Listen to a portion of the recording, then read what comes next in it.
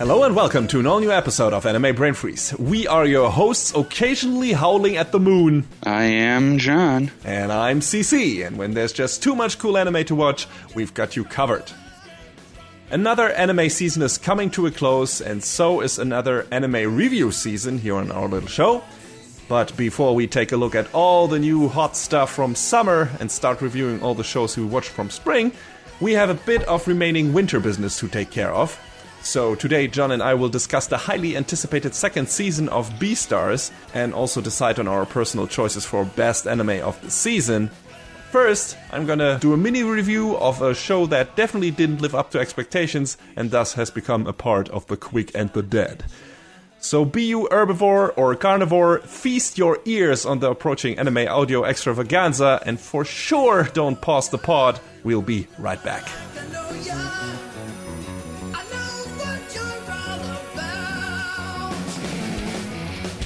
So yeah, here we are in the Quick and the Dead, our section for shows that we didn't feel merited a full-on, full-length review or that we stopped watching or whatever, but we wanted to talk about regardless, at least for a while. And I gotta say, this time it's a rather unexpected entry because it's The Promised Neverland Season 2 for me. Oh boy.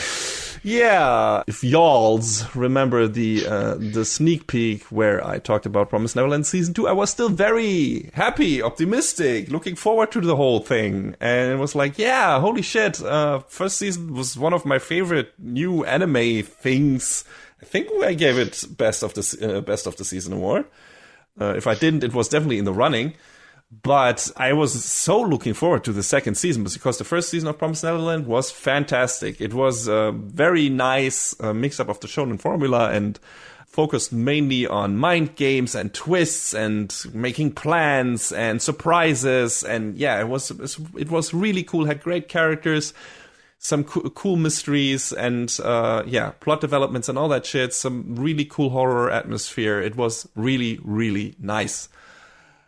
The second season, well, it starts all right. It picks up immediately where we left off. All the kids escaped from the orphanage they were kept at, as they found out, by demons. Humans in this world, as our main characters found out, serve as food because demons eat humans. As we learn in this season, they actually have to consume human meat, apparently, because if they don't, their bodies deform and they degenerate, basically. And become giant monsters, which one of those we run into at the beginning of the season. Oh yeah, full spoilers for Promised Neverland Season 2. I don't give a shit. Yeah, but in the beginning of the season, the kids are in the woods. They've just escaped the orphanage and they run into a giant monster and get saved by two demons, weirdly enough, who don't agree with what the other members of their race do with the humans. And they want to find a different way. One of the giant monsters that the characters run into, we later learn, is actually a degenerated demon. To keep that from happening, demons have to consume humans. All of that is super interesting. We learn that bit by bit, and the two characters we meet are interesting, Mujika and Sanju, the two demons who don't eat humans because of religious reasons. The beginning of this second season was really cool. There was a lot of new shit we saw. The world opened up. There were some implications with the two new demon characters. It's like, oh, not all demons are bad, apparently. And maybe there's some more to why the other demons actually eat humans and stuff like that. And that kind of gets paid off in certain ways. The problem is, after a while, you get the feeling that something is missing from this season. Something is weird. It kind of happens a bit slowly in the beginning. Some characters go places and it all makes sense, but then you get the feeling it feels like something else should have been here, and that is weird that is not there. And then suddenly a huge time jump happens, huge time skip, and our characters have spent a year, apparently, somewhere in a city, in a demon city, in disguise, and we're like, what the fuck? Why didn't we see them doing that? And then suddenly another character appears. One of our main characters returns, Norman, who we thought was dead in the first season, who basically sacrificed himself so the others could live. And he returns, and he has a bunch of new allies, and they are fucking killers now and kill demons left and right. And you're like, what the fuck is happening? What is going on? And then there is a clash between our main characters, Ray and Emma, and with Norman and his ideologies, and a bunch of... he kills an entire village of demons, basically, and it gets fucking crazy. And all of that makes no sense if it weren't for episode-long exposition dumps that also get sprinkled in there, which is filling us in story that we should have watched in the most inelegant way possible. And yeah, basically all of the season is plot after plot after plot after plot, wild developments that make no sense whatsoever, are super rushed. And while the first season was this very well-paced, incredibly well-done cat and mouse game between the kids and the demons, and the atmosphere was intense and super well-built, all the important parts were staged incredibly well, nothing, almost nothing of that is left in the second season. It's just a bunch of shit happening one after another, then a bunch of exposition dumps in between to fill you in on the shit you missed, and then we end on a super weird and incredibly unsatisfying ending that also makes no fucking sense. It is an ending. It is an ending to the kids' stories. It's not open-ended.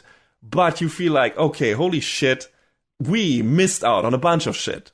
And we did, because apparently the anime skipped like 4 story arcs of the manga after the first couple of episodes of the second season. Like, why? I have no fucking idea. I won't go into much more detail of all the details, what doesn't work in this fucking second season, because there's a lot that doesn't work. There's so much stuff that you sit in front of it and you scratch your head and you're asking yourself, why are you doing this? Why are you doing it this way? Just don't do it at all if you can't do it properly. This is ridiculous. None of this makes any sense the way it is. The most ridiculous thing being, which even considering how the show ended, in itself doesn't even make sense. After the end of the show, or in the final ending montage, when the kids are already back in the real world, which happens at the end, by the way, they show a montage of things from the manga? Yes, that happened in the manga, but that never happened in the anime because the story took a completely different route. So there are a bunch of characters in there we've never met, but it feels like the creators were like, hey, maybe you want to see some color versions of certain pages from the manga that don't make any sense without the context, with you having read the manga, because you see a bunch of characters you've never met in the anime, and they don't make sense after seeing this ending. It's just like, why are you showing me this? Why? What is this? I don't know who any of these people are.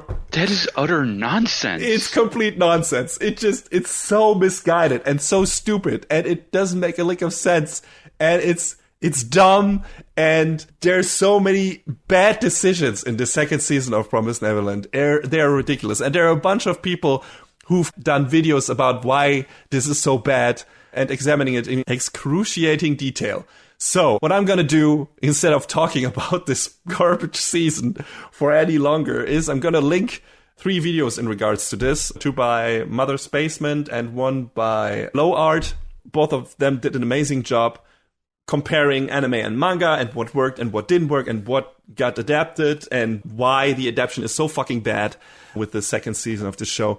And I'm going to link it in the episode description. If you listen to us on YouTube, you can find the episode description there, of course, but also the links are in all of our posts, so they should be on Spotify as well, and on Google Podcasts and iTunes and whatever. You can find the links there. Otherwise, go to their channels, to Mother's Basement or to Low Art on YouTube, and search for Promised Neverland there, and watch the videos they did on that topic. Because, like I said, they do a much better job than I ever could at explaining to you in excruciating detail what the fuck went wrong, and a lot went wrong with this show, which is an absolute shame, because like I said, I loved the first season. I thought it was a fantastic anime, and then sadly it turned into this garbage fest, and it's a fucking dumpster fire. It's horrible. I don't think I've ever seen an anime fall from grace so violently and so fucking fast. It's ridiculous. It's a perfect example of how to not do an adaptation. If you need something like that for something where you want, like, hey, this is how you don't do it, Promised Neverland Season 2. There you go. If you need that for some reason, I don't know, for a paper or something, or to entertain someone, there you go. You have a perfect example for that. I wrote way too much stuff down for this season of Promised Neverland, which none of this I will go into. It's not worth it. I wasted enough time on this show, and it's a bummer. And I hope this never happens again to a show I loved, because it was very depressing and very sad and it made me very angry at points. So, yeah, let's not linger on this. Let's actually talk about the good show, because Beastar definitely was one in its first season and apparently still remains so in its second season.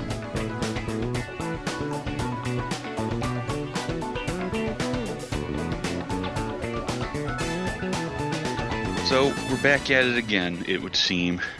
Second season of BEASTARS is here, technically speaking. Don't worry about that part. Do worry about it. We actually are reviewing a season of anime before it technically has aired in the West, so... Yeah, I don't think we need to linger too long on my opinion of Netflix, but yes. It's been made public. Yeah, just, telling the people if they want to watch this show, they still need to wait a bit. I don't know, when is the second season supposed to air on Netflix in the West? It's going to arrive on Netflix in the West July 15th. All right, that's... For a show that started back in January? Yeah. Okay, I hope it gets a high-quality dub to justify that long of a waiting time, because otherwise there's none. I mean, the dub... I didn't really watch a lot of the dub from the first season, but I did watch a few clips, and it was good, so they put in the work. I get the feeling, though, I mean, I think we reviewed first season also before it came out on Netflix, but I think it didn't take that long, but I might be mistaken. No, I'm pretty sure it didn't. I think it came out as it ended in which makes sense. Yeah. Oh, you know what? Maybe we're wrong, because season 1 was October 2019, and then it hit international in March 2020. So I guess it's about the same length of time. I guess we don't have to pay attention to that if we have already seen it. But yeah, at least it's coming. If you know where to look. Yes. At least it's coming in about 2 weeks, I guess, and you can finally watch it. So we're going to tell you now why you should. The problem is, we, of course, again, because it is a continued series review, we're going to go into full spoilers. So be aware of that. So if you still want to go into the season untainted, and you should, because there are a bunch of surprises and thrilling things happening, you maybe should stop listening to this episode now and come back to us once you have actually watched that show. And I assume Netflix is just going to throw out the entire season so you can binge it.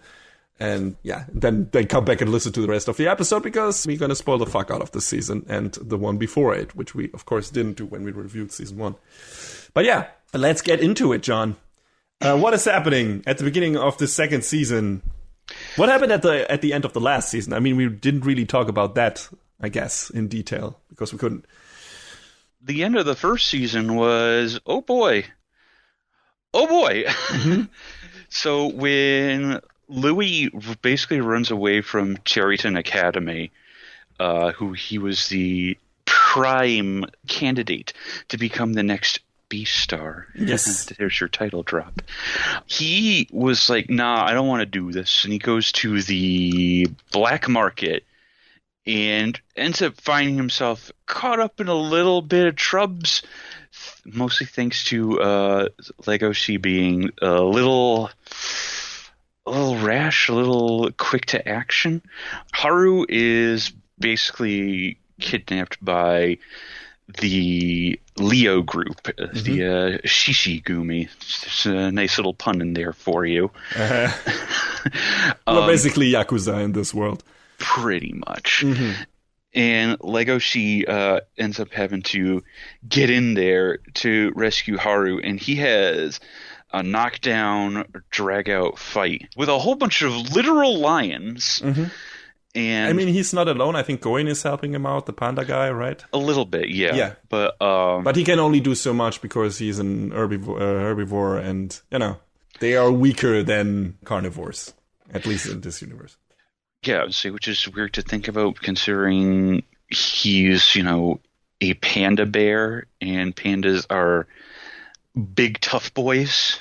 Yeah, but they're also kind of soft and dumb, at least in our world, but Yeah, but yeah, you're right. He's a bear. He should be powerful enough, but that's how this world works. But yeah, he does the thing. But yeah, Legacy does the main stuff where he just fucking fights his way through and fights the main guy of the Leo group, I guess, which is a really cool looking fight. When Orange goes all out with its action scenes, which we again see in this second season, it's really cool. They really know to do what to do with their camera. Mm-hmm. Yeah, Legacy goes in there to Legacy. Yeah, let me try and keep it consistent. I mean, neither can the dub and some of the subs and whatever, but it has been stated before that his name is an homage to Bela Lugosi. Bela Lugosi, yep. So if that is based on a real name, that's true. So hopefully I don't end up slipping into saying Lugosi instead of Legosi. Yeah, I guess. But yeah, Legosi goes in there and rips shit up, and Louis kind of follows in afterward, and he basically takes over the place. He pulls a gun. Shoots the main guy in the fucking head. Yeah, he pulls a gun on the leader of the Leo group, and he just straight murks him. Yeah, and you would expect the other lions, the other Leo group members being like, okay, we're just gonna eat that fucker. He killed our boss. But weirdly enough, that doesn't happen. Which is one of the big parts of this season, is Louis' story and how he basically becomes the leader of the Leo group, and why he becomes the leader, and why more and more he is integrated into and becoming more and more home there, at least in a way, and how he gains the respect from the other members, especially Ibuki, who is kind of the second in command, always was, and who kind of really gains a fondness for Louis, and they become kind of have this. Is it a semi father-son relationship? I would say so, kind of. I mean, Ibuki, maybe it's jumping ahead a little bit, but Ibuki is more of a father to Louis than Louis' own father ever was. Definitely, yeah, that's true. I mean, we can directly go into characters and what they do in the season. This is a continued series review, so we can play loose with the format. Let's stay with Louis then. Okay, before we get to Legosi and the other characters. He plans to fight his battle outside of school. He resigns from the drama club. He plans to be the leader of the Leo group full time because of, I don't know if we've seen that in the second season or in the first season already, but he had a very difficult upbringing. He was basically this, let's say, purchasable lump of meat in the dark market. He was basically only, bread. I don't know how he ended up there, but I think so. To be consumed by rich carnivores or something like that. And he was then saved, I think, by his adopted father, who then wanted to make him into the ultimate candidate for the BEASTAR, for the herbivores to gain more power. And his adopted father is like the head of Territon Academy. He's like this very old, very distinguished deer with a giant fucking antler on his head. And he is... But you get the feeling that he has no real affection for Louis and had made Louis feel that his entire life. That Louis was always just a tool for him. And Louis kind of wants to emancipate himself from his father and be like, no, I do my own shit. I came from a dark place. I belong in a dark place. And yeah, that's basically what happens, or that what he thinks he must do in this season. And most of his season is him having contact with Legacy, but also his talks with Ibuki and everything, making him realize that is not necessarily his place at all. And yeah, that is super interesting. I don't know, John, what did you think about Louis' development in the second season? It's so weird because he starts off as so aloof. And I mean, he sort of remains aloof throughout, really. But he does this wild heel turn when he becomes the leader of the Leo group. But, you know that's not what he wants out of life. Yeah, he's trying to adapt to, let's say, his past trauma and everything by living after this new creed.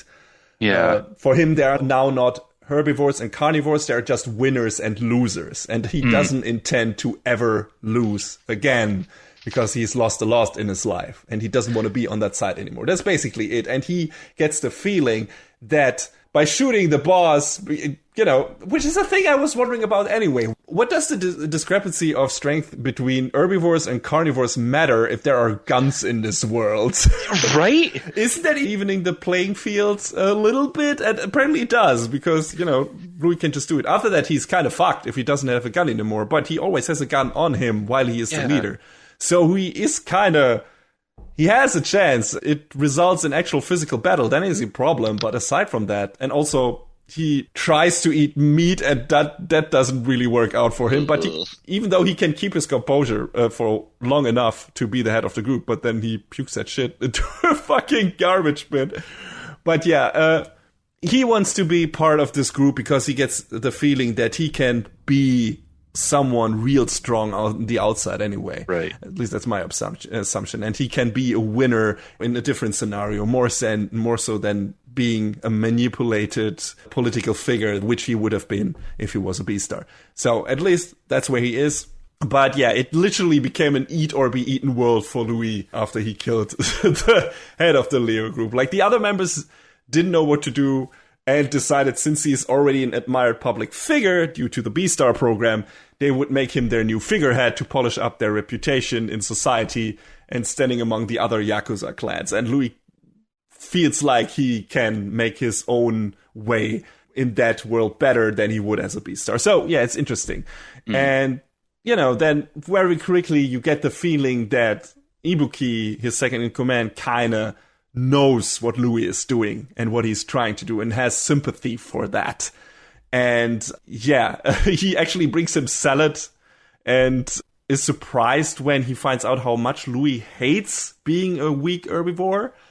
And you very quickly get the feeling that for him, Louis is not just a figurehead. For him, he's a real person and he can understand where he's coming from, and he has some sympathy for that, and he can relate to that and everything, and he wants to help him out. At least I got the feeling that is the case, right?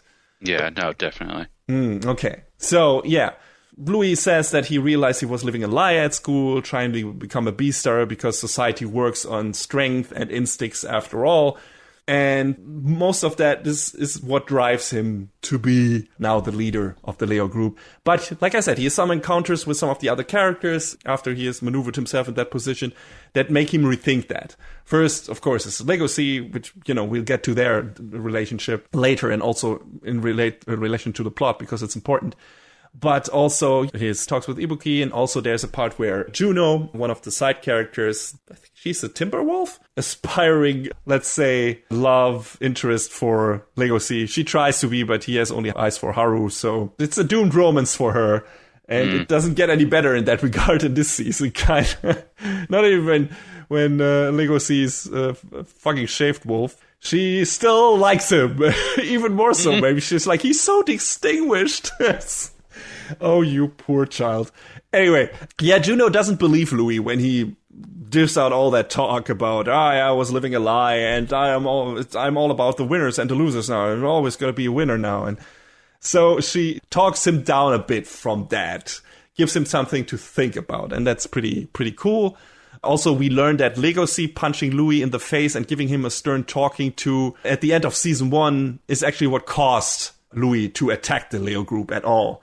So we recognize that Legacy we saw that in season 1 as well, but Legacy definitely has the biggest effect on Louis and what he does. So, of course, they're getting together at the tail end of the season, and Louis has another revelation and knows that what he has been doing in the Leo group is also lying to himself. Again, that's his development in the season, and it's done very well, and the show takes its time to really make you understand, okay, why is Louis doing this? Why is he part of the Leo group now? And when he turns around on that again, why he does that. And we assumed before he wasn't able to live with his decision to abandon Haru in regards to why he helped Legoshi at the end of season 1.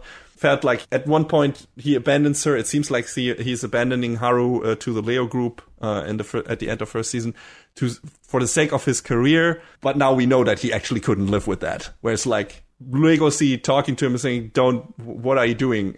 She's your friend. You loved her. She loved you. And you were just abandoning her to not be in contact with that dark underground and whatever, and to keep up your appearance to be the next B-star. And that gives Louis a lot to think about. And that's also, what makes him do all that and then become part of Leo Group, because he's basically faced with the realization that all he has been doing was just political ploy he did to please his father. And that's not actually what he wants. And that he's just a puppet and he hates that. So he's just trying to break out from that. But the way he chooses to do that is also not the right way for him. So from the first season on, we go through several steps for Louis to realizing what his path is. And some missteps here and there, of course, again, in this season again. But I think at the end of the season, he might actually be kind of where he wants to be. And that's pretty cool. And I liked his character development a lot. I think it was really cool. He has some really badass scenes in this season. Like, fucking badass as hell scenes. Like from the scene where he tries to force his adopted father at gunpoint to sign his resignation from the school. It was so fucking good. I was like, holy shit, that's how you fucking make a stand.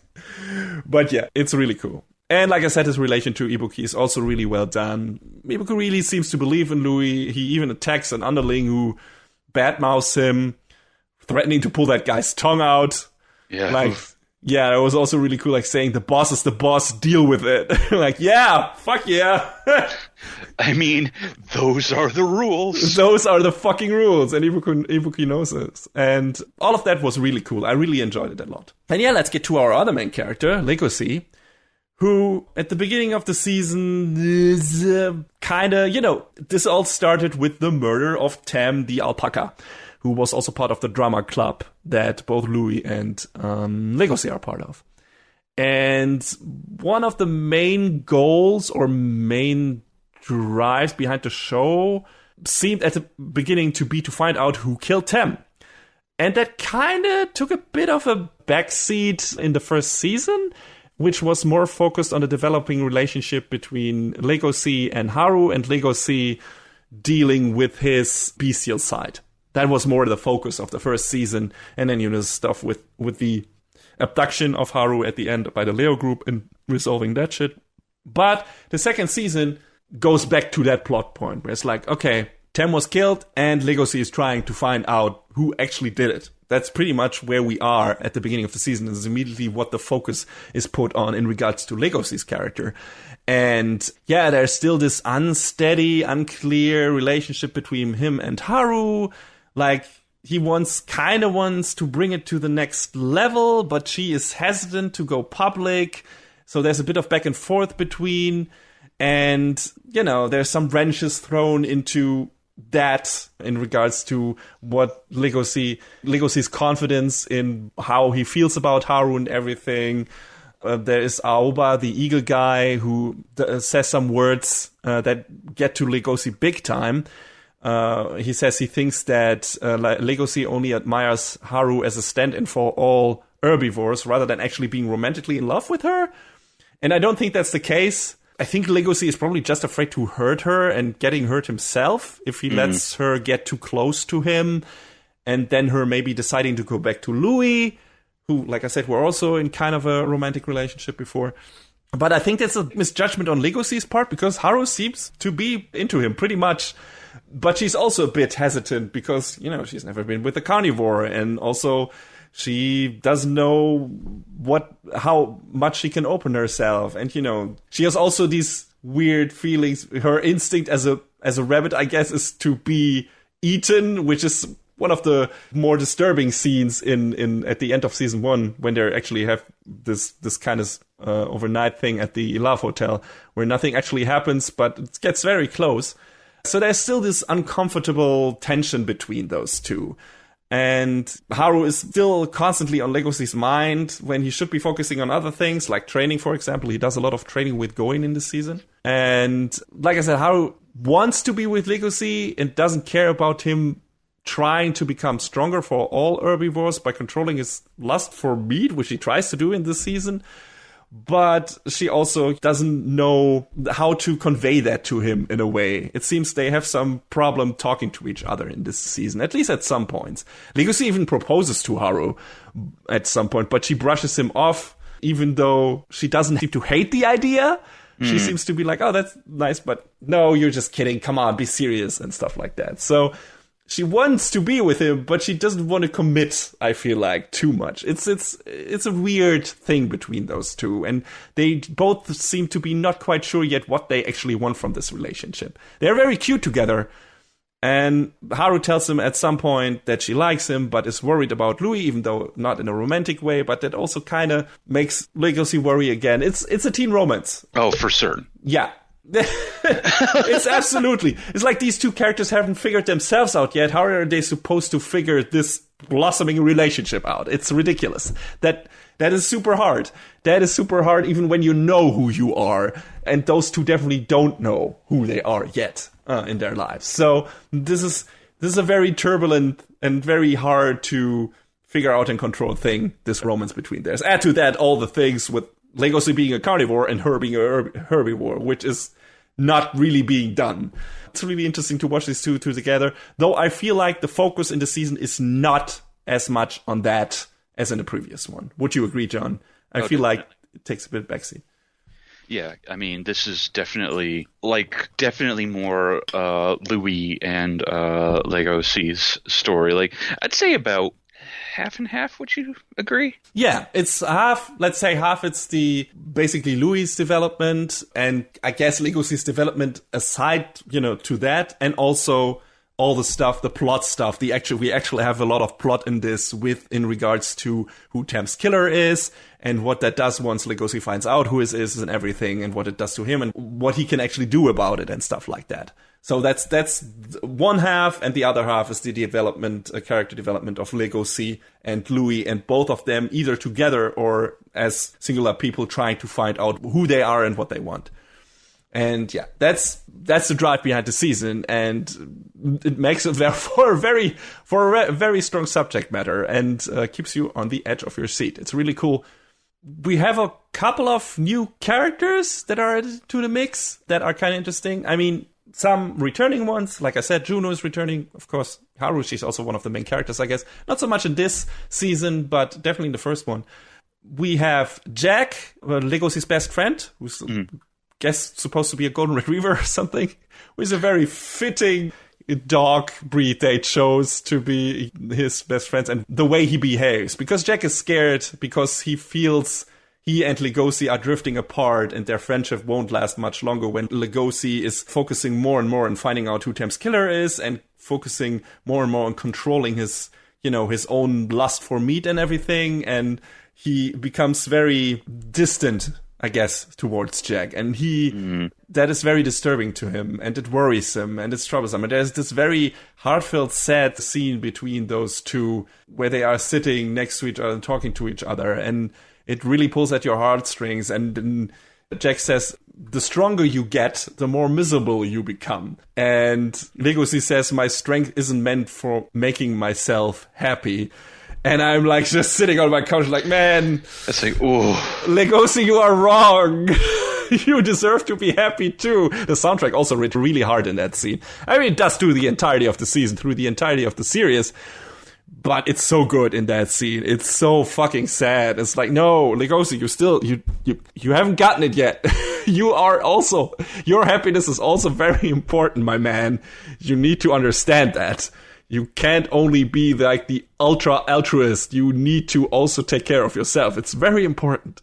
And yeah, Jack realizes that, but Legosi is so focused on helping other people, helping Haru, helping Louis, helping finding the killer of Tam, and thus helping the drama club and everything, that he doesn't take care enough of himself. And that is evident throughout all of this season. And he has to learn that. And I still think he isn't quite there yet. he's still putting others so far ahead of himself and their needs instead of his own needs. That is still a problem. But again, he takes a few steps this season to realize that in a way. But yeah, this is one of those very good moments in the show where one of the side characters that he didn't pay that much attention to before in the first season, but now do, because Jack has this very long-standing and important relationship with Legacy. So his words ring very true when he says them to Legacy. Sadly, not to Legacy himself, which is a bummer. But he'll get there, I hope. But yeah, it's really cool. And Gohin also returns, the panda. His mission in this season is to train Legacy, to basically turn him into a meat-denying, super strong wolf. He shaves Legacy's hair. I don't even know what that is supposed to do. Is it symbolic, I guess? But I guess. I mean, they don't really expand on that. Just, we're going to shave you. Oh, okay. Look not as threatening anymore, and it helps him to concentrate, I guess. Legacy is kind of going on a spiritual journey in a way when he trains with Gohin, because he's trying to focusing on not wanting to consume meat, even if he smells it and stuff like that, and controlling his urges and everything. And I guess if you are doing like a monk thing, you shave your head. So it's basically that. Only because he's a wolf, his entire body is shaved. That's it, kind of, right? I mean, I guess, sure. Yeah, it makes sense. Like I said, it's symbolic, it's an analogy, whatever. It's what he does. So yeah, that's what happens. And for a whole long time in this season, Legacy runs around and looks like a fucking dog. Looks cute like that, don't get me wrong, but it's funny the way he looks. And of course, it ends by the end of the season when he comes to a realization, and we'll get to that when we get into the plot stuff. And yeah, the no meat training is hardcore. It's rather no turkey than cold turkey, which, in this regard. But yeah, God damn it. Legacy definitely wants to become stronger without succumbing to his instincts, and he doesn't want to leave the drama club, because if he stays, he can act as a deterrent for Tam's killer and protect everyone, because the killer is also part of the drama club. So he needs to find some way to control himself. And he becomes very, I don't know what the right word is, dangly. He loses a lot of weight. He loses a lot of muscle strength and stuff like that. Like he can't do that jaw pull thing anymore, which is this game they play, the carnivores play. Tug of war with your jaw. Yeah, tug of war with your jaw. He can't do it anymore after he goes through the training, has gone through the training for a while. But the upside from that is Legacy is learning to not rely only on his jaw, but also use his other limbs more effectively, like herbivores have to do if they want to survive. So he basically learns to utilize his whole body when he fights, which comes very much into play later on. And it's pretty cool to see him go through that. But yeah, that is Goin's role in this season, to train Legacy in the herbivore ways. And another new character we get introduced to in this season is Pina, who is like this sheep boy, I guess. It's supposed to be a sheep, right? Yeah, a doll sheep. Doll sheep, okay. When we meet him, he acts like a dick. A little bit. Yeah.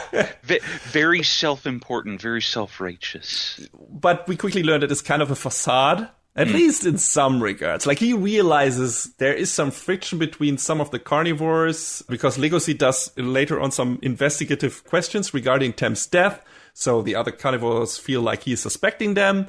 So Pina acts in a certain way that kind of nullifies the tension, especially between Bill, the tiger, and Legacy, who have never really seen eye to eye. Already not in the first season, definitely not. And it gets worse in this season, at least, to a certain extent. But Pina kind of acts the way he does to diffuse that situation.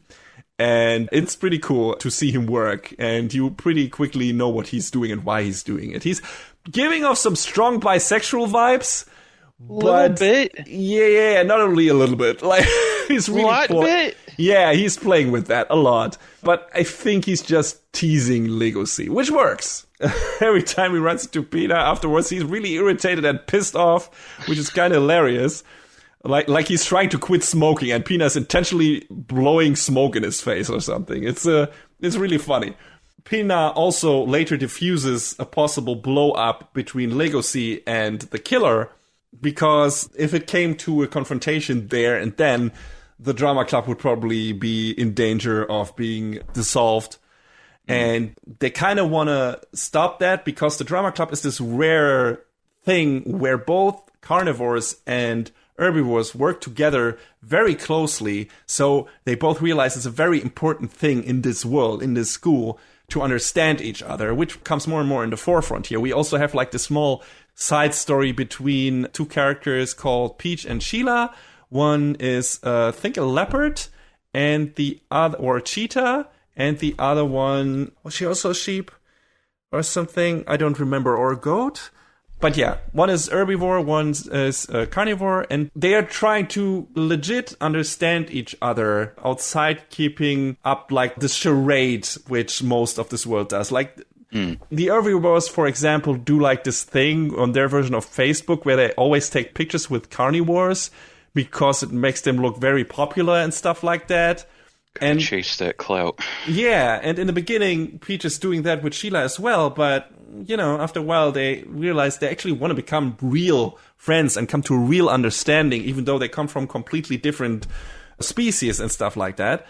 And yeah, they want to just, let's say, surpass that charade and get to a point where they understand each other thoroughly and not just doing like this social political thing, and become actual friends. And that's really touching and cute. And I like that was in here, because this show tries to do so much with, hey, here are these stand-in for maybe certain people in the real world, and maybe for trying to understand each other and obstacles that need to be overcome. And we always see kind of like the grand scheme of things, and then this microcosmos with Louis and Legacy and Haru. But, you know, seeing the side things as well this time around, like seeing what the other characters do and how it works on a normal daily basis between those two species, it's really cool. I really like that they put that in there. So that's nice. But yeah, the drama club is really important. A really important, let's say, breeding ground for that, for those kind of relationships to blossom. I mean, each groups, for the most part, keep to themselves. But you see there are some humble beginnings here, like with Sheila and Peach. So it's really important to keep that drama club alive. And, you know, if Legacy and the killer just went at it at a certain point in the show, that would be a big problem. So Pina interferes and also puts himself in harm's way a lot, especially later on in the season, which, you know, at one point, the show really wants to make you believe that went really badly for him.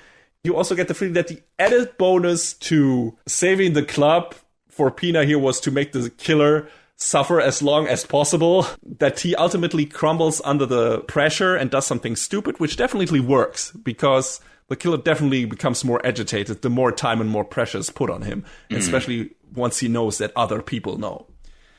And yeah, that's it pretty much for our characters in regards, not completely yet. Of course, we're going to go more into them as we talk about the plot.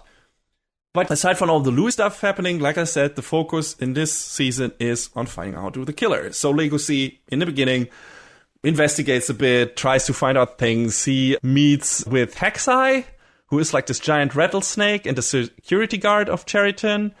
And Hexai is basically the guy who eggs Legacy on. He's like, help me find out who the killer is.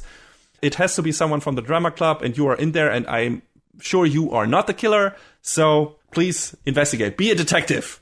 Which kind of fits, because BEASTARS always had this kind of noir detective atmosphere to it, with the jazz and everything, and you know, the dimly lit hallways and stuff like that, and being outside under street lanterns and shit like that. All the stuff with the Yakuza, all of that has a very, very noir vibe to it. So it definitely fits that our main character becomes a detective. And he's not bad at it, actually. Like, he does a good job, considering he's just a high schooler, I guess. Yeah, I was saying, considering he's basically just a kid. Yeah, and he does kind of the right things. He asks the right questions. You can tell by how much certain people that are antagonized by that, and agitated. So yeah, it works. At the same time, the headmasters of all schools are pressuring Cheriton to produce the next BEASTAR since Louis left. So they decide to give that title to the student who solves Tem's Murder! What a well-timed coincidence! So, we know... So, we got some other things riding on this, which will probably be more important in later parts of the story. And considering how the season shakes out, this leads to some very interesting possible future confrontations and developments. So we'll see. It's neat that they put that in there, but I also expected something like that to happen, that we would have kind of this battle for the B-star position between Legosi and Louis by the end, which is kind of what this leads to, which the first season already has led to in a way. But this is the logical follow-up to that. But yeah, Legosi investigates, at some point gets abducted and beaten up by the killer. Mm-hmm. At that point, we still don't know who that is yet. And Legosi at that point can't really put a finger on it yet because he has a cold, so his nose can't compensate for his blindfolded eyes. Which, you don't really think about. But yeah, that's a problem. Because usually he has this kind of daredevil power where he can see everything with his nose in a way. Now his senses are dulled. And the way they portray that visually in the show is really cool. Like, they do a really cool visual effect when he gets attacked and he can't quite make out who the killer is and what he looks like and everything. He just knows he's strong and he beats the shit out of him and everything. But Legosi takes a literal bite out of the guy and scares him away. So at that point, it's like, look out for a guy with a fresh scar somewhere on his body, I guess. And I don't know how much hints they throw in here at that point who the actual killer is. John, did you, before it was revealed, did you have a hint? Did you have a suspicion who our killer is from the group? I wasn't 100% sure, but I really did have a feeling it was somebody else. And then when they revealed who it was, I was a little bit, okay, but it makes sense though, I guess, when you put it all together. Did you suspect Bill? Oh, for certain. I thought I had Bill pegged. Okay. Yeah, I mean, he's an obvious red herring because he's this very brash, very loud tiger. He goes to the dark market to try some meat, and he's an idiot, and also he's very aggressive. He and Legosi fight, so it feels like that is the obvious choice, right? Because he's the most unlikable character of the group. But, as it turns out, it's not Bill. It's Riz, who was a character that was mainly in the background. I don't know how much we actually saw of him in season 1. Not much, I don't think. Yeah, he might have been there. I need to go back and check now. I haven't done it yet. But he wasn't really that much in it, if at all. He was really in the background. He's just this giant fucking ass bear. A literal 2-meter bear. Yes, who is really nice and friendly to everyone and has like this appearance of a really, really cool dude. And he turns out to be the killer. And the reveal of that is super scary because you at some point can maybe see it coming, but Legosi just confronting him out of nowhere, really, and the swelling music rev up the tension. Like, it's it's kind of like this Attack of Titan thing where, spoilers for Attack on Titan, season 2, where, 2 of the characters that we've been with for a while reveal that they are the Titan shifters, that they are the Colossal and the Armored Titan. And you're like, they just drop it. Done so offhandedly. And so is this in BEASTARS. He just says it out loud. I don't know if he says, did you kill Tem? I think he just says, you're the one who killed Tem, right? We're on the same page, right? And you're like, what the fuck? And we're just like, excuse me? Yeah, it's amazing. And my jaw kind of dropped on the floor. I don't think Riz was really in the picture. He maybe was. I mean, everyone in the club kind of was. Aoba was as well at some point. But everyone who has a talking role in this. But Riz, kind of on the verge of being so strong and everything, feels like he's a good candidate for this. Because, it would have needed to be someone who beat the shit out of Legosi. Not a lot of people can do, even though he was weakened at that point because he had already started his training.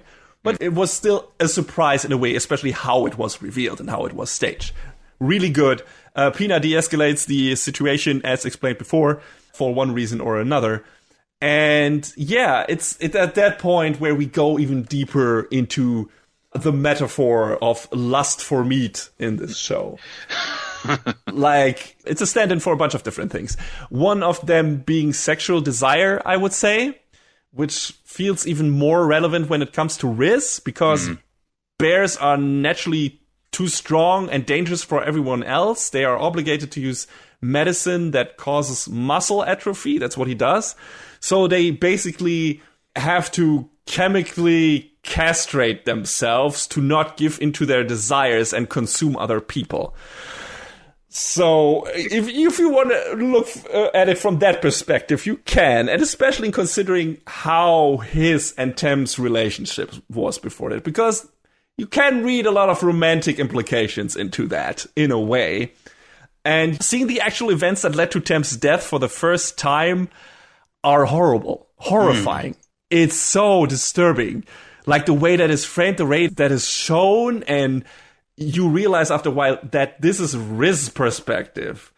And that is definitely not how this played out in reality. But this is how Riz remembers it. And that makes it even more horrifying. Yeah, Riz definitely has a twisted vision of the truth. He is definitely, I don't know if it's schizophrenia or something like that, but he has definitely a personality disorder. He's a sociopath. And yeah, he's so used to playing the good bear, but there are enough scenes that make it very clear he's barely holding it together. And it gets worse and worse once Legacy and Pina find out that he is the killer, and Pina is basically letting him hang over the fire and letting him roast for a while. And he is just so on edge every time. He's fucking on the verge of losing it every moment. He's basically a boiling pot the entire rest of the season. You feel like he could snap at any moment. And that brings a lot of tension into the show because you have no idea what he's going to do. And he threatens Pina, a terrifying scene, which makes the way Pina later throws the threats back in Riz's face during a theater performance pretty kick-ass. He is outright saying, hey, if you don't back off, I'm going to fucking eat you. And Pina at the theater show is not talking to Riz directly, but he's talking to the audience and saying something that is directed basically as Riz is like, yeah, try it, motherfucker. I'm not afraid of you. It's so fucking good. It's so, If you weren't on board with Pina before that because he's a bit of a jackass, after that you are. After that you're definitely in the Pina camp. 100%. Yeah, it's so fucking cool. But yeah, what I was talking about earlier with the implications, how Tem's murder actually went compared to what Riz actually thinks went on. Riz has convinced himself that Tem gave himself to Riz willingly to elevate their friendship to another level. And when he talks about that, and the pictures that are shown, and how happy he is about it, and he talks about it in like this, oh, it was such a divine gesture from him, and he is a true friend, and he made our friendship so much more important by giving himself to me and letting me eat him. And I'm like, holy fucking shit, you're such a fucking psychopath! What the fuck? This is the way he smiles all the time to keep up appearance, and it's so scary. It's so disturbing, and it's so well done, and I loved it. I thought it was great. Thought it was great how this show made me fucking worried for everyone because they were around Riz. They did a really good job at painting him as this complete sociopath. And you also kind of understand where he's coming from, because bears are put in this difficult position where they have to take these shitty pills all the time that control their urges instead of finding a natural way for it.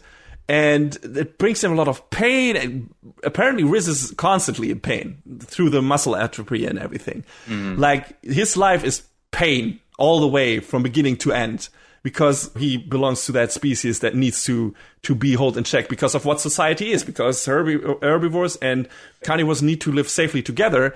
And since bears are too fucking primal, they can't do it without these pills.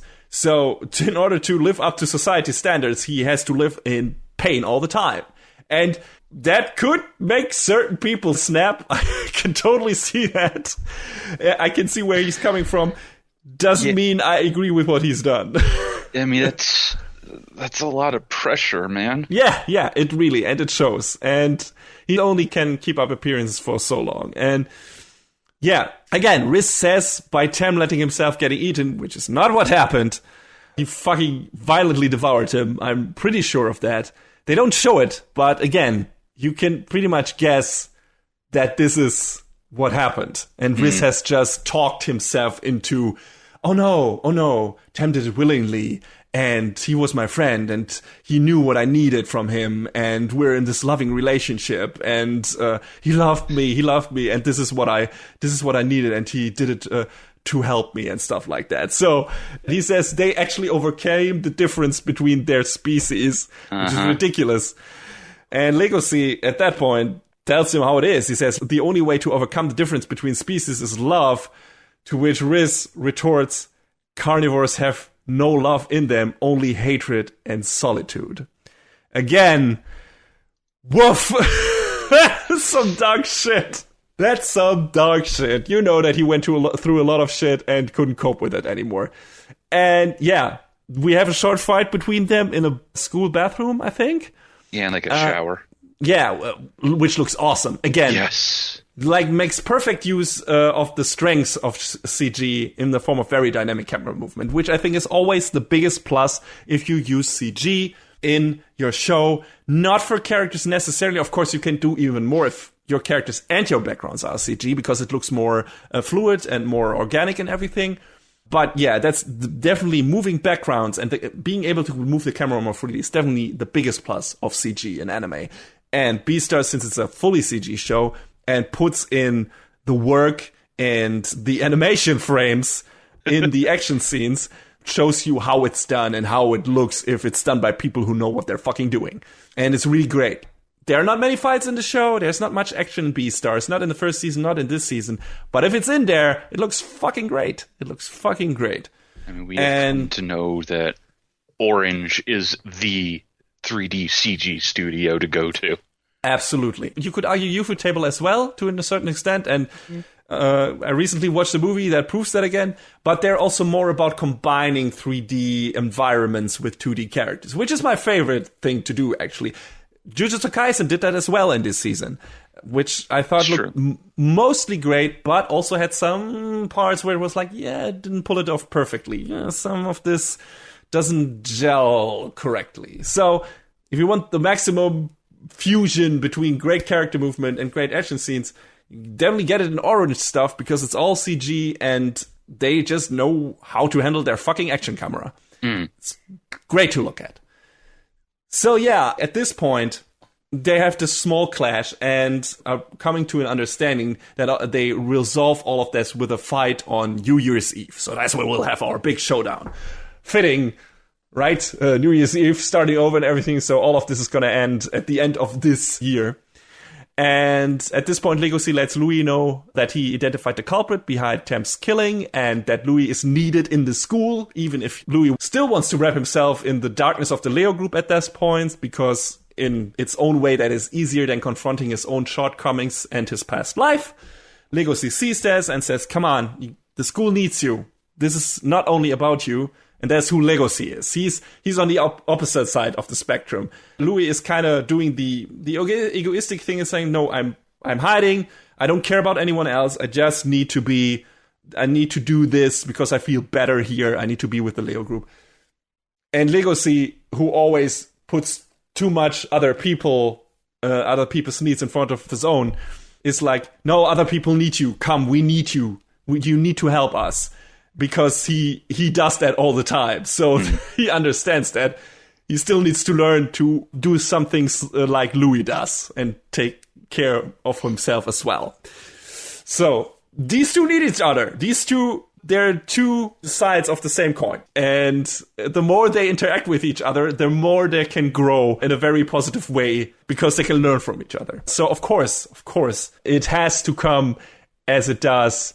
And we have like this very nice moment when Louis actually realizes that Legacy is right and that Legacy means a lot to him and all the people at the school mean a lot to him actually. And you have this combination of Ibuki's and Louis' relationship at that point, which might be the best relationship in this season. I'm not sure. But, you know, in terms of how it's structured, how it's developed and everything, aside from Legacy and Louis, of course, are our main characters and it makes sense that their relationship is well developed. But in terms of how Ibuki and Louis are related to each other and everything, and how Ibuki helps Louis evolve and stuff like that, it's definitely one of the standouts in this season, in my opinion. And yeah, the respect and care Louis receives from Ibuki, and now the rest of the Leo group, as a result from that, lets Louis realize that he loves that part of carnivores more than he fears their other aspects. And he realizes that this is what he has always loved about Legacy. And it's funny that this relationship results in, an actual interspecies understanding. Like the wolf and the deer, who were kind of at their throats at the beginning of season 1, finally, and Louis then being in this dark place with the fucking lions, who are kind of the worst of the worst in certain aspects, and him being in that environment and having those relationships makes him realize, because, he has this son-father relationship to Ibuki, that he actually loves carnivores, just like Legacy loves herbivores. So, yeah, it's really cool. I love that part of the show. I love that, man, this is so well done. This is so good. And how he ended up here and how he realized that. And yeah, at that point, he decides to quit the Leo group, and Ibuki takes him for a drive and maybe shoots him in a tunnel. At least that's how the episode ends. Yeah. Yeah, well, at the same time, Legacy and Riz are about to start their fight, and it turns out Riz might have devoured Pina, and that's how the penultimate episode of this season ends.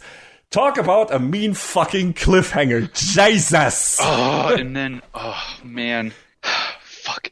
Then, without going into the last episode, the way they kind of start with the ending sequence. Yes, the ending sequence gives it some cool new meaning. Exactly. The ending sequence of this show has always been Louis and Ibuki driving in a car.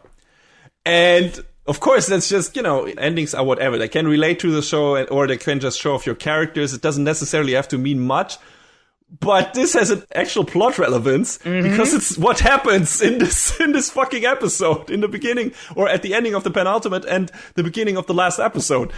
And you realize, oh shit, wait, is she actually gonna kill him? No, that can't happen. And it's super well done. Like, actually switching around ED and OP at that point. And it was like, oh, this is so clever. I never saw it coming. You were so baffled. You were saying to me, you were like, why did they switch it? I was like, oh, just watch. Yeah. It's really, really cool. It's really cool how they did it. And I enjoyed it a lot. I love when OPs and EDs are, in some way incorporated into the actual show, and also the actual show incorporated into the OPs and EDs, which a lot of shows have done. JoJo's Bizarre Adventure, Back Arrow recently, and stuff like that. So Jujutsu Kaisen did it to an extent as well, at least applied some changes when stuff happened in the show. So I always love that. And this is, again, a new version of that, where it's like, oh, no, actually, you always were watching the end of the show. You just didn't fucking know it. It was like, God damn it. It's like when I was talking about Talentless Nana, the intro sequence is the events of the show with no context. Mm-hmm. Yeah. So as you get each further episode you get in, you're like, oh, that's that. So it's really neat with that. And this show does that too, in a different way, to a different effect, but works so well. Yes, it's really cool. I loved it. And I hope I'll see more of that clever stuff being done. But yeah, of course, as it turns out, neither Pina nor Louis are dead. Ibuki basically commits suicide to let Louis escape the Leo group and the dark market unscathed in a way, which is harsh. I didn't want that to happen to that character because I liked Ibuki a lot.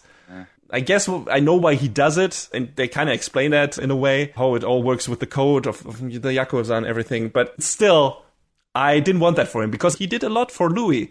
Like you said, he was a better father to him than his actual adopted father was. Yeah. And goddamn, that shouldn't have happened. I was very sad when that happened. But I know why he did it, and it shows how much Louis meant to him. It's the ultimate sacrifice, and the fact that a carnivore who is in this kind of environment does this to his basically surrogate son, it's really heartfelt and it's cool, and man, tugged again at the heartstrings. And yeah, Riz only scratched Pina to make Legacy lose his cool in the fight. Doesn't work, because Legacy is much better at controlling his senses now due to his training. So he knows Pina is still alive. I say scratched, more like slashed his gut. Yeah, I guess, kind of. But he didn't outright kill him, right? No, he didn't mortally wound him. You can tell Pina's not having a good time. No, he's not, but he's still alive, so that counts for something. I mean, earlier, speaking about how Legacy can figure this out now, like I said, he went on to a real spiritual journey. At some point, he has a spiritual experience when eating a bug. Oh my god, that episode was a trip.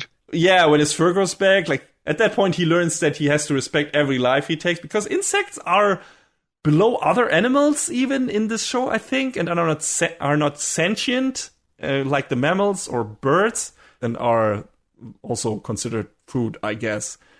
But yeah, Legacy eats one and then has this mind trip where he talks to the bug, to the insect, and it's like, oh, I understand now. I need to respect every animal. And from that new understanding, he basically opens his chakras or what have you. I don't fucking know. Grows his fur back and is now on a new level of its existence, kind of, where he has surpassed a normal carnivore life and can control his urges better, and his senses are in full power, and he also can fight like herbivores do, but also combined with carnivore skills and stuff like that. So yeah, he's become the martial arts wolf master. I don't fucking know. But it's cool. It's really cool.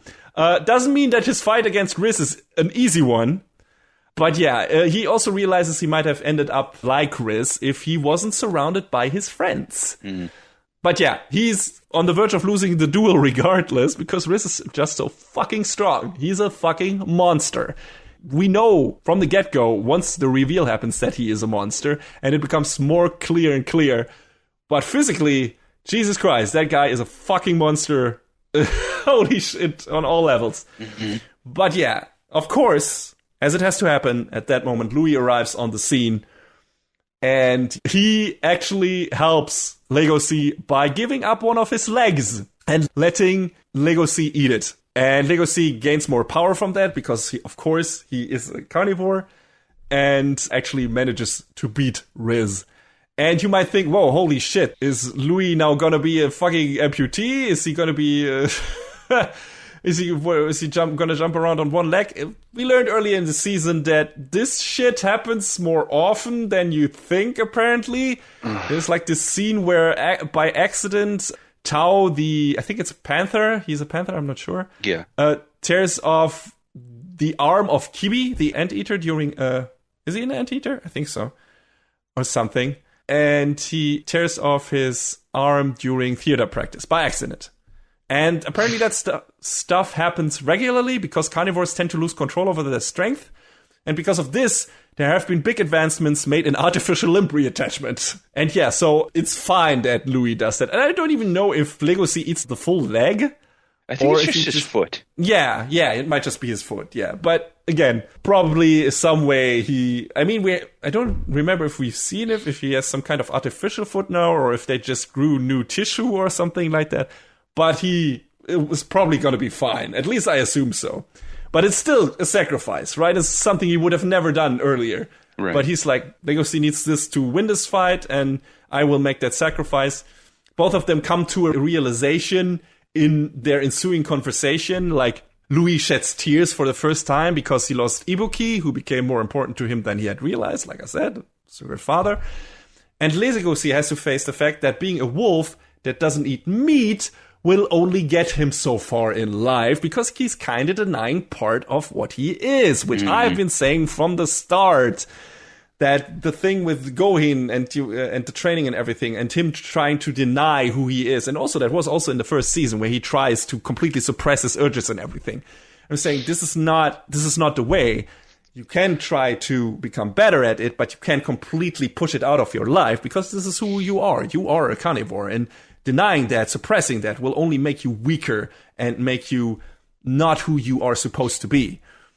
And yeah, Legacy realizes that here, and Louis offers the leg to him that is marked with a number 4 that has always reminded him of his origin as livestock at the dark market. So him offering that leg up to Legacy lets him rid himself of the chains of his past, and it lets Legacy get the strength to beat Riz into submission. And Legacy looks really awesome after he devoured meat, by the way. Like a Super Saiyan wolf? Oh, yeah. Oh, absolutely. And the fight is amazing looking in general. Wish it went on a bit longer, though. It's a pretty short fight. I mean, both fights in the season are. But it's still great. It's still great. And yeah, It's really cool. It's a really cool culmination for the character development of these two characters, and it all relates to a part of the plot. It's not just character development itself, but it also matters in regards to that they actually, this is the only way how they can beat Riz. So yeah, it's all very relevant, and it's so well done, and the realizations the characters go through ring so true, and those two characters being that and being together in that way and helping each other in that way is so well done, and it has been built up kind of from the get-go, from the first season, and I was so fucking happy with it. How did you feel about it, John? Like, the culmination of the season and, let's say, that part of Legosi's and Louis' story? It's, oh man, I don't even know how to describe how I felt, because you get to that point and you see this reunion. They you know, they didn't realize how much they needed each other all along. Yes. And just seeing them, especially Louis, when he starts crying and saying, "Hey, you know, I guess I was wrong about you after all," and all of that. And it's like it takes a lot to say, "Hey, I was wrong." Mm-hmm.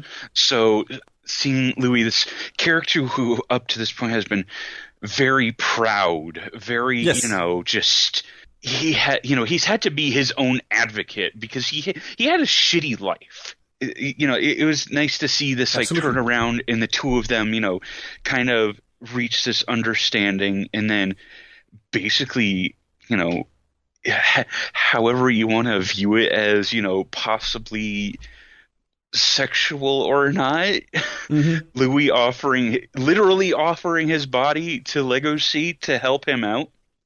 There are so many sexual undertones in BEASTARS, so yes.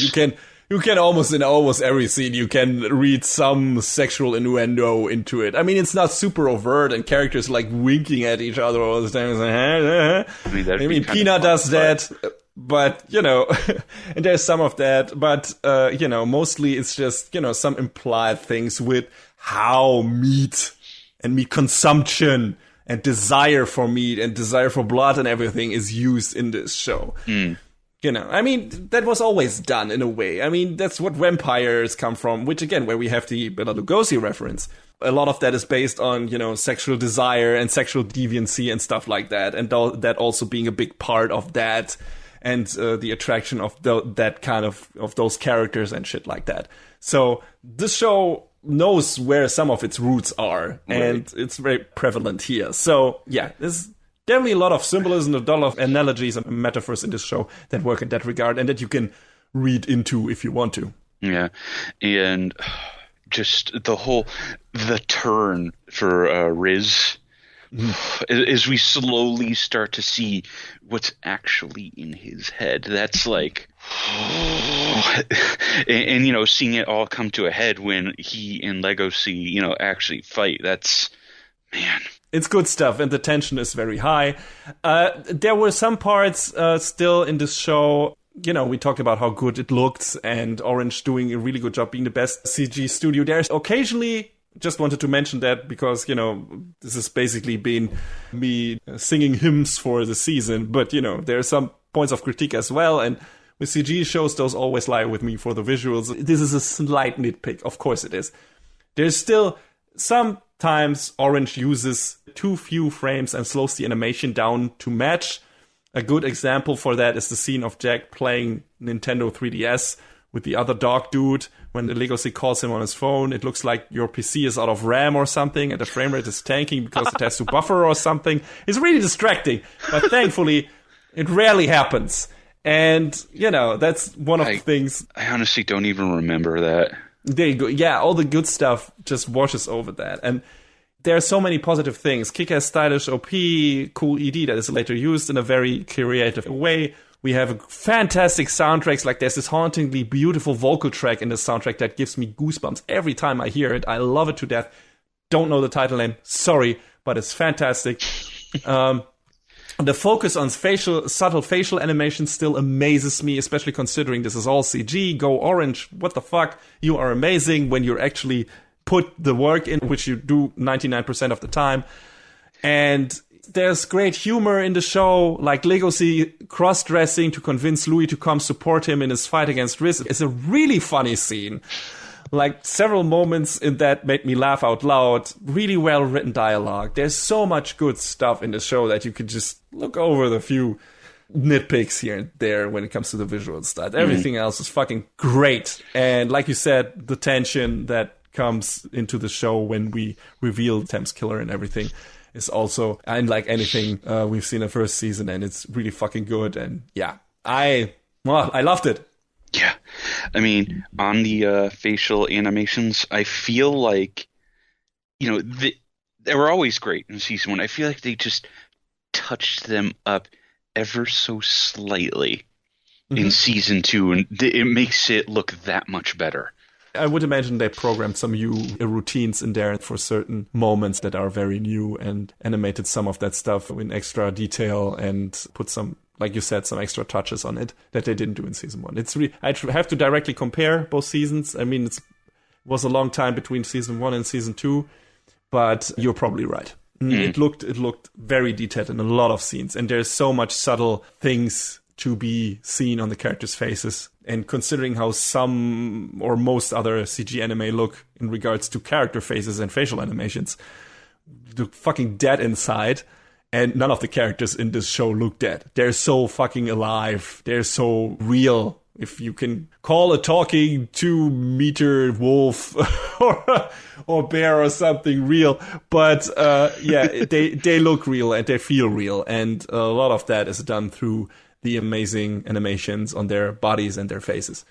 Orange, in my opinion, if there's an award for CG animation, Orange would get that award probably every year because they're just so fucking good at their job.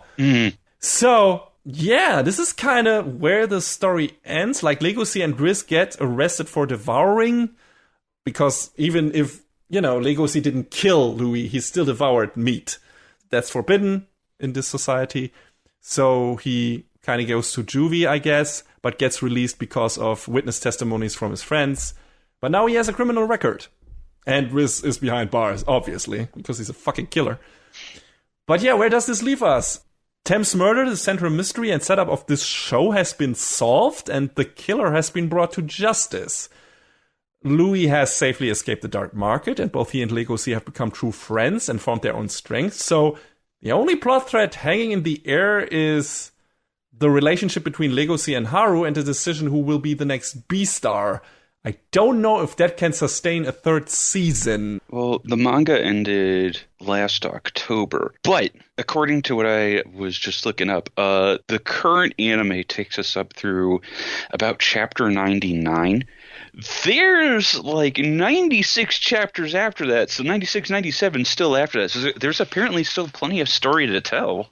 So I would say we could get 2 more seasons out of this. Maybe, probably. at least, depending. Yeah, sounds like it. I mean, if we have 99 now and 96 are still... Yeah, sure. Could work.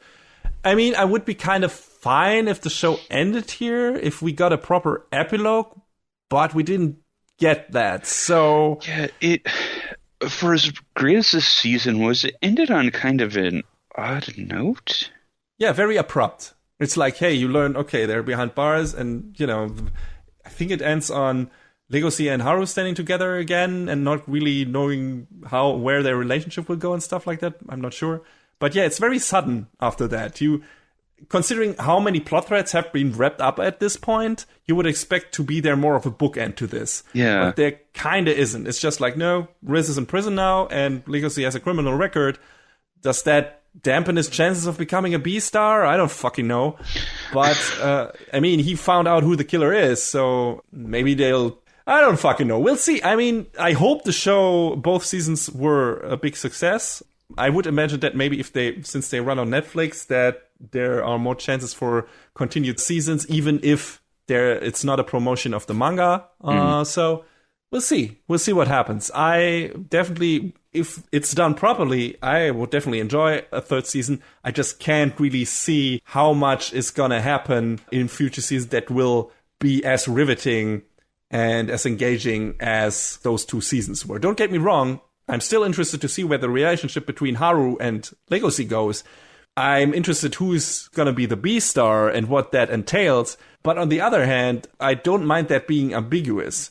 If we had like one more OVA episode or something that kind of gives us a nice epilogue, I would be fine with these 2 seasons being the whole story. Because it's kind of a self-contained, complete arc for at least our 2 main characters. And that would be okay. It's just like it ended a bit too sudden to be completely satisfying in that regard. So I guess we need at least another season for it to feel complete. But yeah, which apparently they intend to do. Otherwise, they probably would have gone for an original thing or something. Yeah, we'll see. We'll see what happens. If there's going to be another season, I hope so. I don't know if any has been announced yet.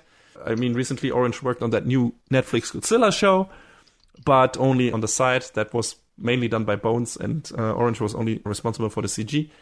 I don't know if they're working on BEASTARS Season 3 at the same time. We'll see.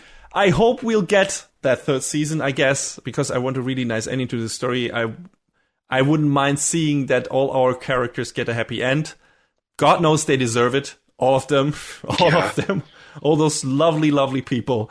And we'll see if that happens or if we get something else whenever a 3rd season might or might not hit. And if it doesn't, I guess I can live with this being a sudden ending because the resolution to Louis and Legacy's story was so good. So that's all right. We have seen worse endings. Right, Promised Neverland Season 2. Oof. All right. Let's not dwell on the bad things. Let's continue with the good things. And that means we have one more thing left to do.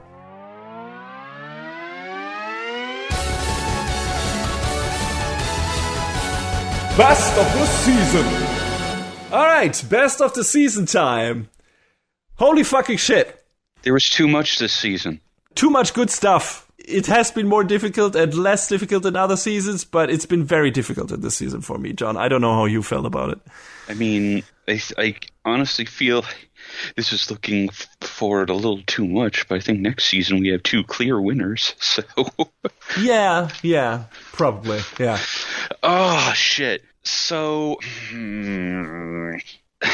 I feel like there's 4 pretty good candidates. Yes, I have also 4. I have a feeling there's a lot of overlap. Maybe all overlap. Yeah, probably. We'll see. Because Attack on Titan was...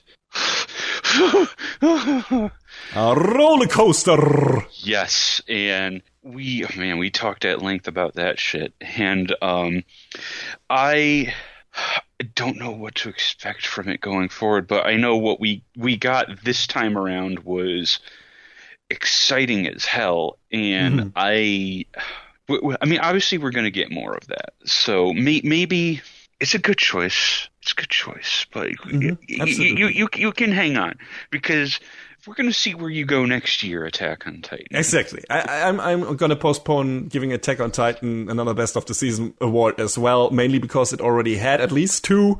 Yeah. And also, I want to see how the final season ends first, because it can still go horribly wrong, as we've elaborated on in our review of this first part of the final season. Although, like you said, the season would be very deserving of this award. Don't get me wrong. Skate. Oh, fuck yeah. Skate was a lot of fun. Oh, yeah. It had such a great cast, and it was just...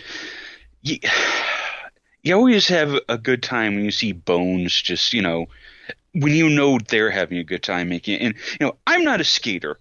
Me neither.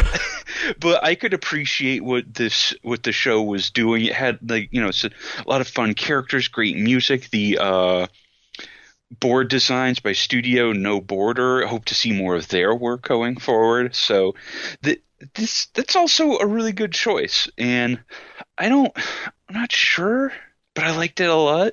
I think another logical good choice is Jujutsu Kaisen. Oh, yeah, absolutely. Because, fuck, that show is just excel. And all Itadori and company are all great for different reasons. And I'm glad that, we got a really fleshed out look at all of these characters. And, again, there's more of that coming. There's the movie that's coming up, and there's without a doubt going to be another season of this show, because God, I hope so. It hit hard, and people really liked it. I mean, it apparently won Anime of the Year, thanks Anime Awards. I still don't quite agree with how the Anime Awards work, but that's fine. Uh-huh. But I'm certain we'll see more of that. So, maybe we'll hold on to that the way we did Attack on Titan. The last logical choice is the one we just talked about. It's BEASTARS, right? It's got to be on the short list as well. The short list is very long this time around. Mm-hmm. But I think those are the 4 logical choices this time around. So I don't know. Was that your list as well? It is, yeah. I'm just gonna try to do it because I don't have a clear winner, but I have decided on one, and as it was very tough. I hope we get to eat our cake, have our cake and eat it too, but we'll see. That's what this show is all about. Yeah, I guess. We're always cheating when it comes to best of the season. I mean, I don't know what the last time is that we both chose the same show. But yeah, we haven't talked about it yet. Skate is, for me, like the super tight package of sports anime, which I love, and ridiculous nonsense fun times with the Da Boys. Also, with arguably the best anime villain in a long time. Just when it comes to fun factor. Yeah, Adam is the best. Adam is the fucking best. Great animation by Bones, and it gets a huge plus for being an anime original, so not being based on a source material. The relationship between Ricky and Langa is sweet and endearing to no end, and the other characters maybe fall a bit short compared to that, but get enough screen time, and they're also ridiculously fun and funny. And you know what they are about, and it's all around, it's a fucking good time. Just the whole thing is so much damn fun and so entertaining. So I thought Skate was great, and it would definitely have deserved this award, especially because, anime originals are still kind of rare, and especially the good ones, and one should highlight that. And I wish we could award 3 awards, but BEASTARS, we just talked about it, executed on a lot of the promises from season 1 and kept me on the edge of my seat. I loved the deeply disturbing horror aspects of the season, but also the heartfelt, I guess, bookend to Legacy and Louis' story. A bunch of cool new, and in one case, terrifying characters. Some good short bits of action interspliced, even though that isn't the focus, same as in season 1. No, the focus is on the excellent character drama and exploring several psychological and social themes through the herbivore and carnivore analogy. It's just so different and cool. It's just a fucking cool show. It's so neat. I think, yeah, it's great. And the second season, I wouldn't necessarily call it better than the first season per se, because the first season was just a really good start to all of this. But it's definitely a worthy follow-up, and it's at least as good as the first season, if not better. Maybe. I would have to rewatch both seasons and then decide. But what they pulled off is fantastic, and it's a great adaptation. And considering it's all CG, it also gets a plus because it's a really good-looking CG show, which rarely happens. So, good shit. But for me, Jujutsu Kaisen is everything I want from anime, and from shonen and more. Like, great characters, good jokes, outstanding production values, really dark and depressing at times, but so funny and heartwarming at others. Amazing character dynamics, amazing fights, the best bromance in all of anime. Definitely one of the best musical fight scene edits in any media ever. Like, Coldplay's Remember to that final fucking fight scene of that season, I'm still watching it. I'm still listening to that song. I'm still watching that scene. I've shown that scene to so many people. It's like that scene in My Hero Academia where Deku fights Muscular and where Bakugo escapes from the fangs of the League of Villains. It's one of those scenes. And it's also not only just the music being timed perfectly, but also the show actually edited to that. And that song was, as far as I've come to learn, actually written for that scene in the show. Really?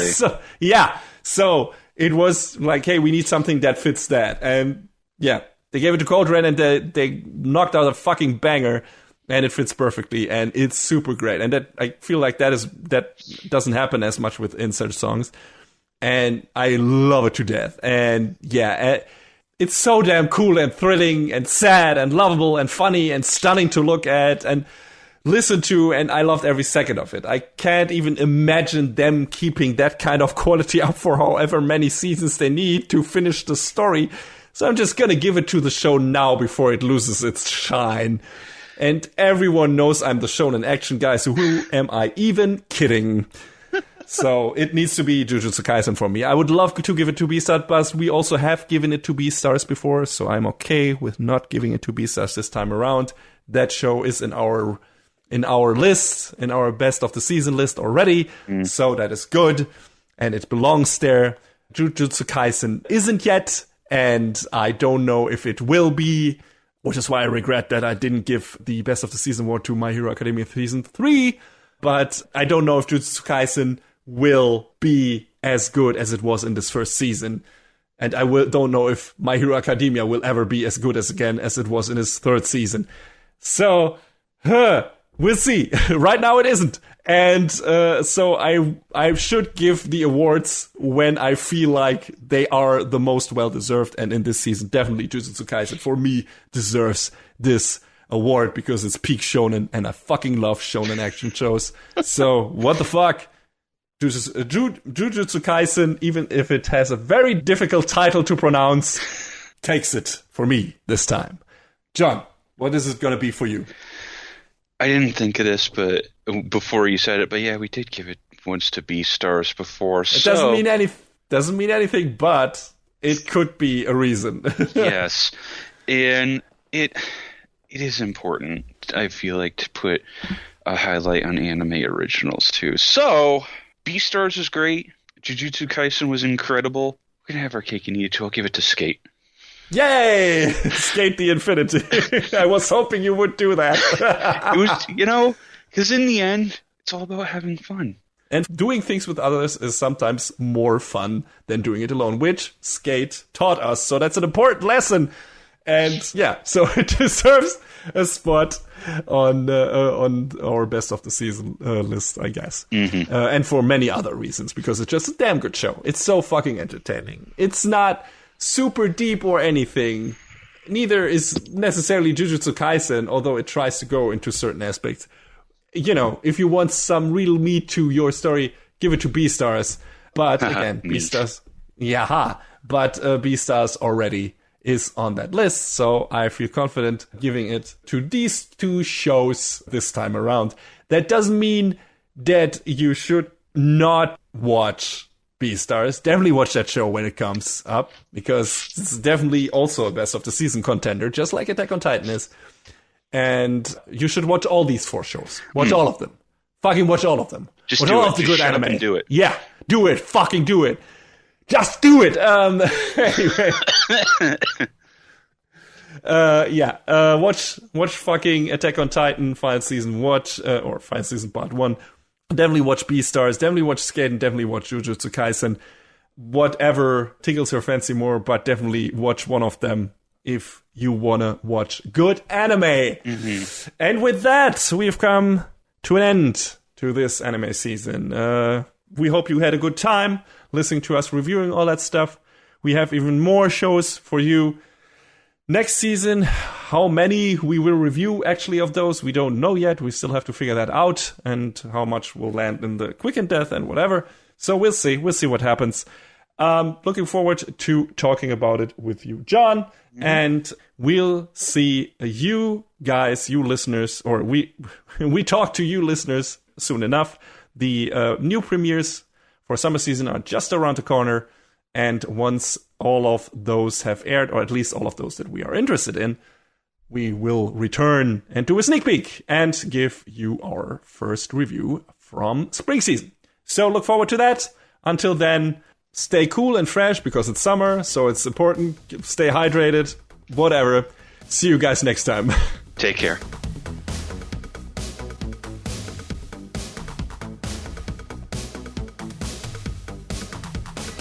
And that is a wrap on the 114th episode of Anime Brain Freeze. All the music in our show is from the Double Dragon Neon soundtrack by the amazing Jay Kaufman. Please go to virt.bandcamp.com and check out his awesome work.